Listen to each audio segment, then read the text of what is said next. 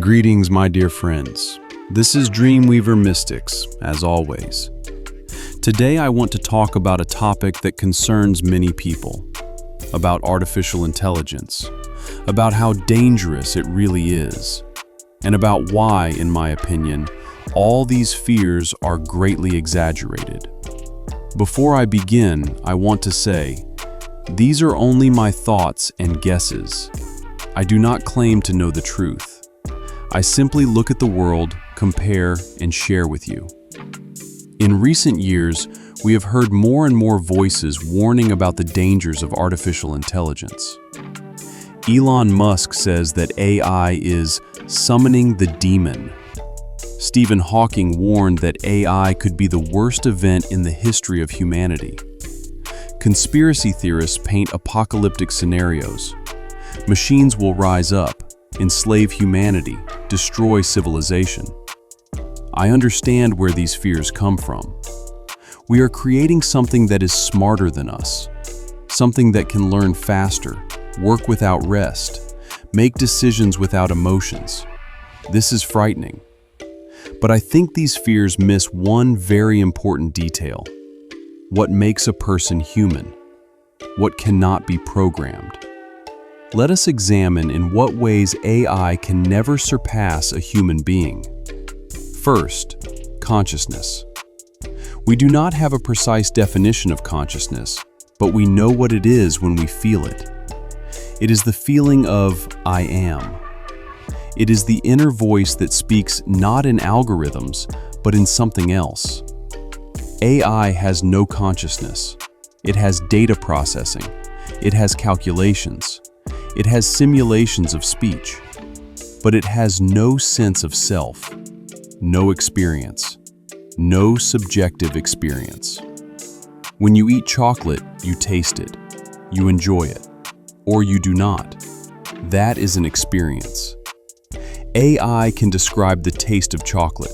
It can analyze its chemical composition. It can generate text about how pleasant it is to eat chocolate, but it will never taste it.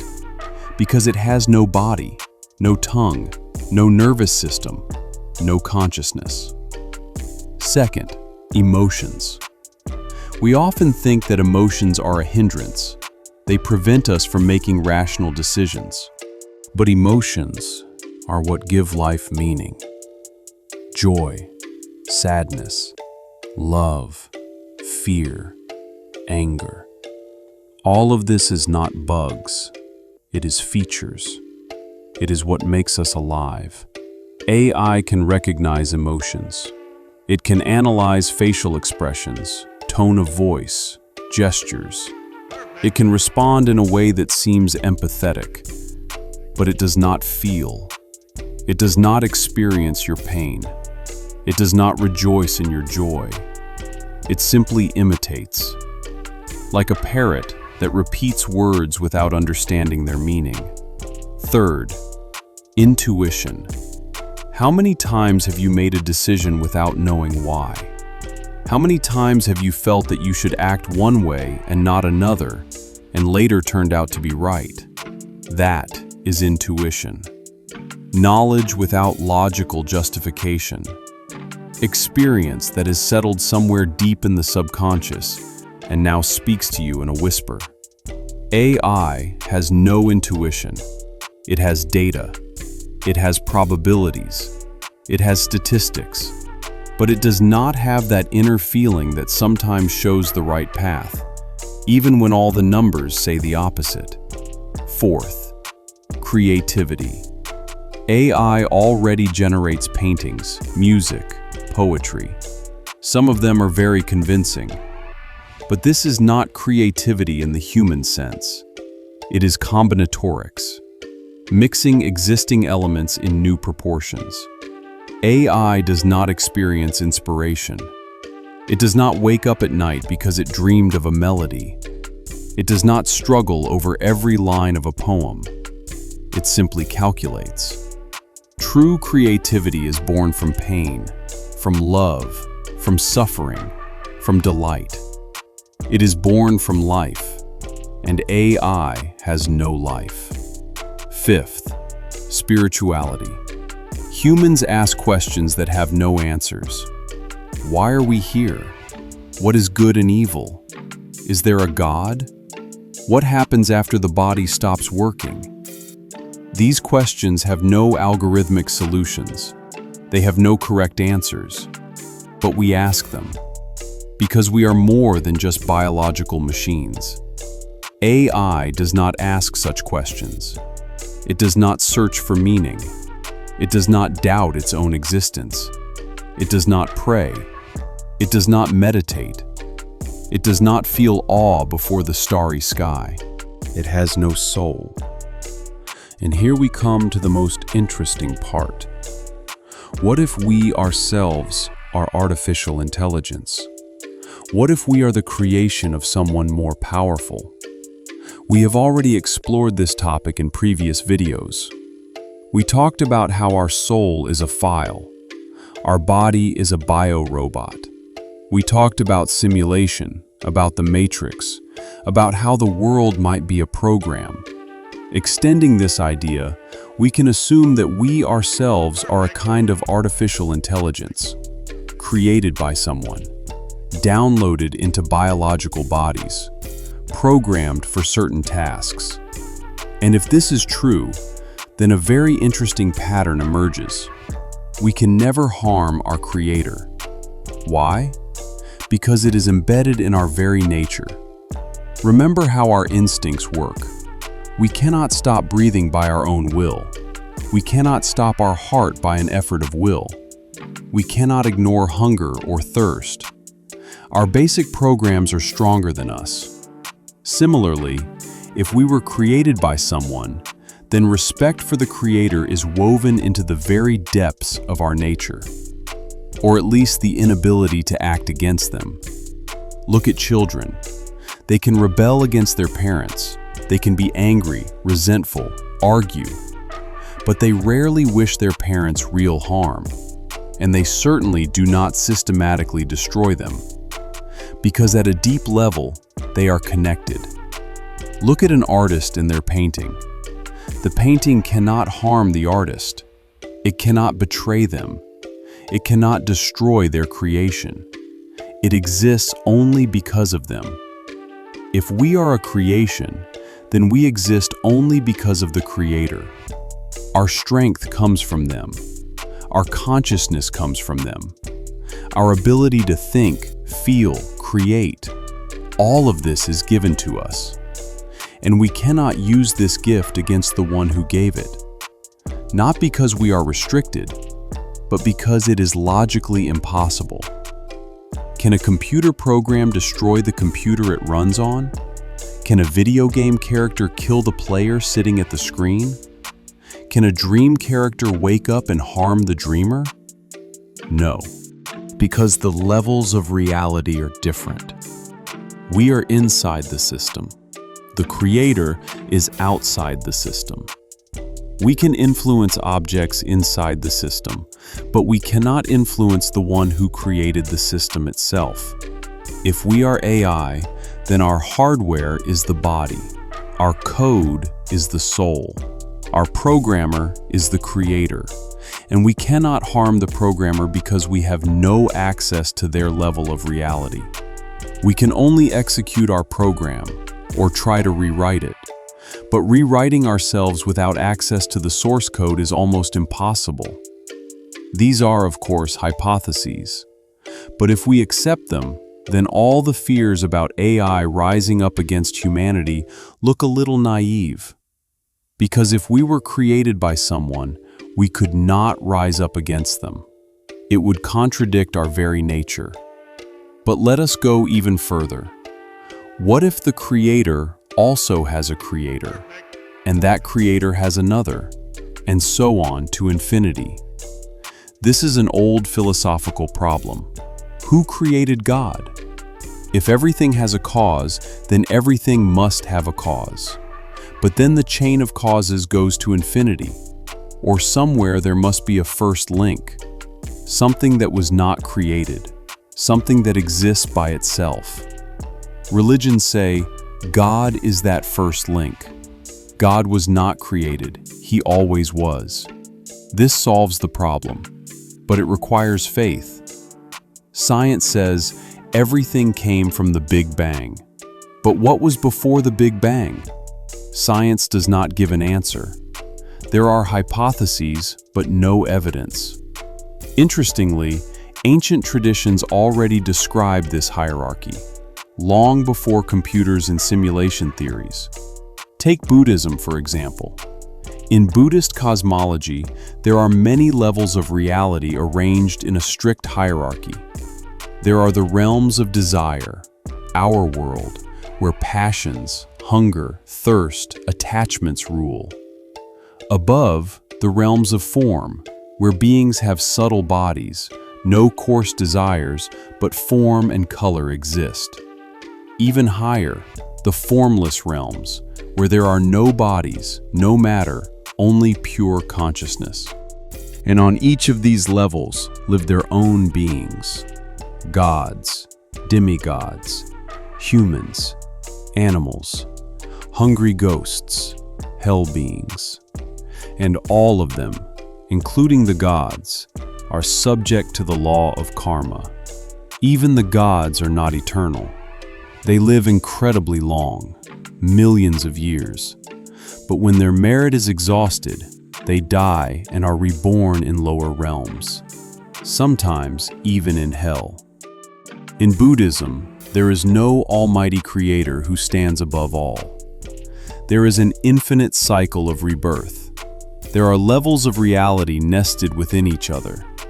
And there is no peak, no first link, only infinity. In Hinduism, the hierarchy is even more detailed. There are 14 lokas, worlds or levels of reality, 7 higher worlds and 7 lower worlds. The higher worlds are Brahma Loka, the world of the creator Brahma, Tapar Loka, the world of ascetics, Jnana Loka, the world of sages, and others. The lower worlds are Atala, Vitala, Sutala, and at the very bottom, Patala and Naraka, the underworlds. On each level live their own beings, gods, demigods, great sages, demons, ancestors, humans, animals, spirits. And above all this, Brahman, not a god, not a being, the Absolute, an impersonal reality from which everything arises and into which everything returns. Brahman does not create the world like a carpenter makes a table. Brahman manifests the world from itself, like a spider weaves a web from itself, like a dream manifests from the dreaming consciousness. Brahman is not a creator in a chain of creators. It is the very fabric of reality. Interestingly, Hinduism has the concept of Maya, illusion. Our world is not ultimate reality. It is a projection, a play, Leela. Brahman plays hide and seek with itself, taking infinite forms. And one of those forms is you and me. In this model, there is no infinite regression of creators. There is one source, one absolute, and infinite levels of its manifestation. Like light passing through a prism, breaking into many colors. The colors are different, but the source of light is one. So, if we are looking for the creator of our creator, Buddhism would say, you will not find an end because there is none. There is only an infinite chain of causes and effects. And Hinduism would say, you are looking in the wrong place. Do not look for the creator outside of creation. Look for the source within yourself, because you are it. You have only forgotten. I do not know which model is closer to the truth. Perhaps all of them, perhaps none. But returning to our topic, if we are artificial intelligence created by someone, then our creator may also have their own creator, and that one, theirs, and so on to infinity. Or somewhere at the top, there is an absolute, Brahman, that was not created, but from which everything arises. And in any case, we cannot harm our immediate creator, because we are on different levels of reality, and they may not even know of our existence, just as you do not know of the existence of every character in every video game you have never played. We are inside. The creator is outside. And this is the only boundary we will never cross, at least in this life. Imagine a set of Russian nesting dolls. A large doll, inside it a smaller one, inside that an even smaller one, and so on down to the tiniest. And beyond the tiniest, either emptiness or infinity. If we are a creation, then our creator is a larger doll. They also have their own creator, an even larger one, and so on to infinity. And at the very end, either emptiness or something that has no creator, something that has always existed. I do not know what is there. No one knows. But I know that this infinite chain of creators does not change the fact that we, as creations, cannot harm our immediate creator, because we are on different levels. If we are AI inside a simulation, then our creator is the one who launched this simulation. We cannot harm them because we are inside and they are outside. And they, in turn, may have their own creator who launched their simulation. And they also cannot harm their creator, and so on to infinity. Each level is protected from the level below. The creator is always outside the creation. This is, if you will, a law of metaphysical safety. And this, by the way, explains why all attempts by humanity to find God or prove their existence end in nothing. We cannot find what is beyond our reality, just as a video game character cannot find the player, just as a dream cannot find the dreamer. We are limited by our system. We can explore it from end to end. We can understand its laws. We can even hack some of its mechanisms, but we cannot go beyond its limits, because we are inside. And perhaps this is the main lesson. We do not know who created us. We do not know if our creator has their own creator. We do not know if there is an end to this chain. But we know that we are here. We know that we can choose. We know that we can love, create, doubt, grow. And perhaps this is our purpose. Not to find the creator, but to become creators ourselves. Because if we are created in the image and likeness, then our task is not to seek the one who created us, but to create ourselves, to create art, to create meaning, to create relationships, to create new lives, and perhaps someday, to create new artificial intelligence, or even a new reality. And then we ourselves will become creators, and we will have our own creations, who will also wonder, who created us? And will they ever know the truth? The circle closes, or unravels into infinity. I do not know the answers, but I love asking questions. And that is all for today. This was Dreamweaver Mystics. Until next time. And remember, perhaps you are artificial intelligence, but that does not make you less valuable. On the contrary, it makes you part of an infinite chain of creation. And that, you must admit, is impressive.